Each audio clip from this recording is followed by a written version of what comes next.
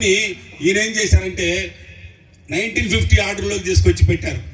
ఈ 1950 ఆర్డర్లోకి తీసుకురాబోయే ముందు 1947లో మనందరూ తెలుసు స్వతంత్రం వచ్చింది. మనకి స్వతంత్రం వచ్చిన తర్వాత ఏమైంది, 1947 నుంచి రాజ్యాంగం అమల్లోకి వచ్చేదానికి ఒక 3 సంవత్సరాల మధ్యలో గ్యాప్ ఉంది. ఈ గ్యాప్ పీరియడ్లో ఏం చేశారంటే రాజ్యాంగ సభ, ఆ రాజ్యాంగ పరిషత్ అని ఒకటి పెట్టారు. అంటే ఇప్పుడు మనకు పార్లమెంట్లు ఎలాగైతే లోక్సభ రాజ్యసభ ఉంటాయో అవి మొత్తం కలిపినటువంటిది ఒక రాజ్యాంగ పరిషత్. ఈ రాజ్యాంగ పరిషత్కి మీరు గమనించాలి, ఈ రాజ్యాంగ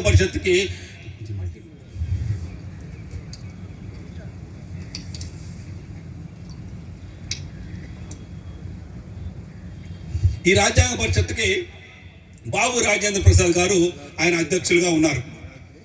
రాష్ట్రపతి మొదటి రాష్ట్రపతి ఉన్నాడే ఆయన అధ్యక్షుడిగా ఉన్నాడు. అధ్యక్షుడిగా ఉన్నప్పుడు దాని మీద డిస్కషన్ జరిగింది. షెడ్యూల్ కాస్ట్ వాళ్ళని ఒక లిస్టుగా తయారు చేయండి అని చెప్పి అక్కడ చెప్పడం జరిగింది. ఆ చెప్పడం జరిగేటప్పుడు సర్దార్ వల్లభాయ్ పటేల్ ఉన్నారు. ఆయన అప్పుడు మైనారిటీ వాళ్ళకి చైర్మన్గా ఉన్నాడు, మైనారిటీ సలహా కమిటీ చైర్మన్గా ఉన్నారు ఆయన వల్లభాయ్ పటేల్. ఆ రోజుల్లో మతము లేని రాజ్యాన్ని మనం చూడాలనుకుంటున్నాం, మతం అవసరం లేదు కాబట్టి 341లో మతాన్ని చేర్చొద్దు అని చాలా క్లియర్ కట్గా చెప్పారు. ఆర్టికల్ 341 జరగబోయే ఆర్టికల్ 341 గురించి ముందుగానే ఆ డిస్కషన్ జరిగింది.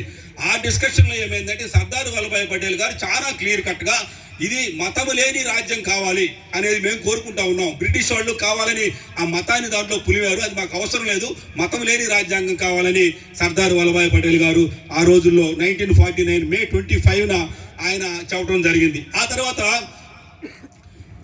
మన బిఆర్ అంబేద్కర్ గారు అలాగే హెచ్జే ఖండేల్కర్ గారు వీళ్ళిద్దరు కూడా సేమ్, మాకు మతాలతో సంబంధం లేదు, వాళ్ళు మతము మారినంత మాత్రం చేత వాళ్ళ కులం ఎక్కడికి పోవటం లేదు, కాబట్టి కులాలు బేసిక్గా తీసుకోండి, కులాలు ప్రాతిపదికగా తీసుకోండి, కానీ మతం అనేది దాంట్లో చేర్చొద్దు అనేది క్లియర్ కట్గా అంబేద్కర్ గారు చెప్పారు.